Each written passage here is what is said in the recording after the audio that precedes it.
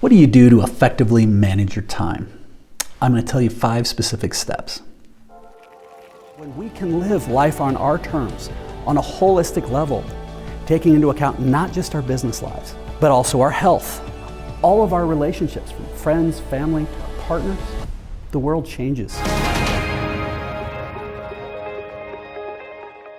All right, so I've had the good fortune to work with leaders and CEOs around the world for a long time. And one of the universal challenges that everybody faces is nobody has enough time. In fact, we all seem to be always in reactionary mode around time. And if you think about it, the number one thing to consider when you're trying to effectively manage your time is that you need to really embrace that it's your number one asset. Time, talent, treasure.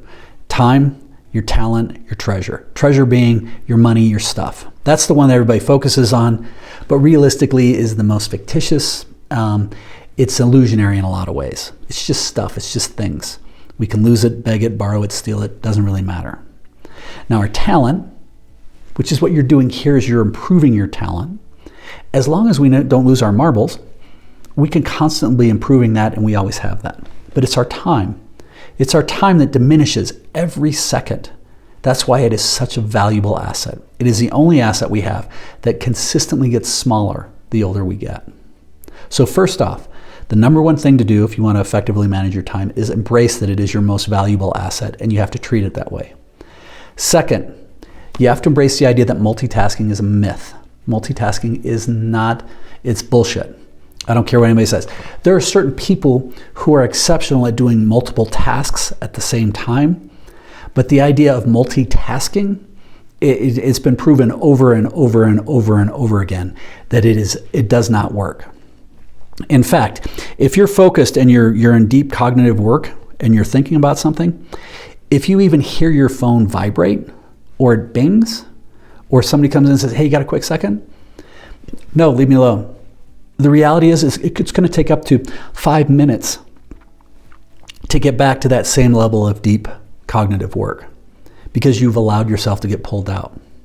So thinking about this, just remembering that multitasking is a myth. So how can you let that go and realize, no, I need to be very, very focused. And that leads to our third thing, is to be as ultra present in whatever you're doing. Not only is this going to make you much, much more effective when it comes to managing your time, but it's going to allow you to be much more present with people, and your level of engagement with them will go up exponentially. I firmly believe that the greatest gift we can give anyone, people are craving this, is the ability to be present with them. If you can look somebody in the eye and hear them, not listen to retort, but genuinely hear them, you can change their life. If you're sitting down and you're playing with your kids, but you're scrolling on your phone, they realize that. They know you're not present. But if you sit there and it's unicorn fun time and you are all in, you can get done in 10 minutes what you can have that connection with your kids in 10, 15 minutes that you wouldn't get in 2 hours of sitting there with them but scrolling on your phone.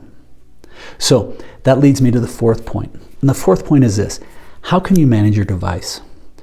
For so many of us, and I'm guilty of this at times, is we end up becoming a slave to our devices. We are addicted to them. So I would strongly encourage, and I teach this, when you sleep at night, leave your phone in the other room. When you come home, if you can put it in a drawer, fair enough. Doesn't mean you can't. You can go look at it when you want, but don't have it within arm's reach. How can you get it away from you so you aren't constantly engaging in this? So when you can start to manage your devices better, realizing that they're tools, and they're great tools, but they're tools that work for you, not you work for them. All right, now the fifth thing then is going to be, how can you constantly be looking at your life and everything you're doing, but transitioning from a reactive state to a proactive state? If you really want to become effective with your managing your time, you need to transition everything you're doing from a reactive state to a proactive state. If you think about it, when you're in the idea that you're trying to multitask, you're not multitasking, you're reacting to other things coming in. When you're not present, you're likely reacting to other pieces and everything else coming in. When you aren't managing your devices in the right way, you end up being much more reactive. So the intention of what you really need to do to be effective, to manage your time, is stay focused on transitioning from that reactive to a proactive state. So ideally you found some value with this. If you did, hey, please subscribe. Check out some of the other videos. If you have questions, feel free to reach out to us at lifeon-yourterms.com. Thank you. Keep smiling.